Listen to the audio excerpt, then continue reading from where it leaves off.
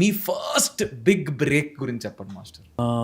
అంతకుముందు నేను సాంగ్స్ చేస్తున్నాను. నాకు ఎస్ఎంఎస్ సాంగ్ అయితే బ్రేక్ వచ్చింది. అంటే ప్రూవ్ చేసుకోవడానికి, అంటే మంచి డ్యాన్స్ సుధీర్ బాబు దొరికాడు, తనకి ప్రాక్టీస్ చేసాం.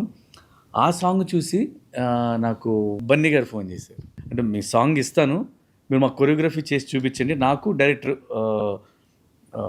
త్రివిక్రమ్ గారికి నచ్చితే మీకు సాంగ్ ఇస్తాం, మీరు అలా ఓకే అంటే చెప్పండి అంటే, అయ్యో మాకు అదే మహాప్రసాదం అండి బాబు, మీరు ఇవ్వండి మేము చేసి చూపిస్తాం, మీకు నచ్చితే సాంగ్ ఇవ్వండి సార్ అన్న. ఓకే రేపు రండి అన్నారు. వెళ్ళాను, సాంగ్ తీసుకున్న రిహార్సల్ చేసి చూపించాం. బన్నీ గారికి నచ్చింది, త్రివిక్రమ్ గారికి నచ్చింది.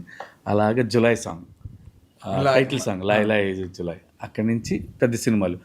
అదే టైంలో నాకు బాద్షా వచ్చింది, తారక్ సార్ది, శ్రీను వైట్ల గారిది, ఏది సైరో సాంగ్, ఇటలీలో చేసాం. సైరో అని. అక్కడి నుంచి లైఫ్ స్టార్ట్ అయింది. ఇంకా మళ్ళీ ఇలా వెనక్కి తిరిగి చూసుకోలేదు దేవుడి దయ వల్ల ఇప్పుడు.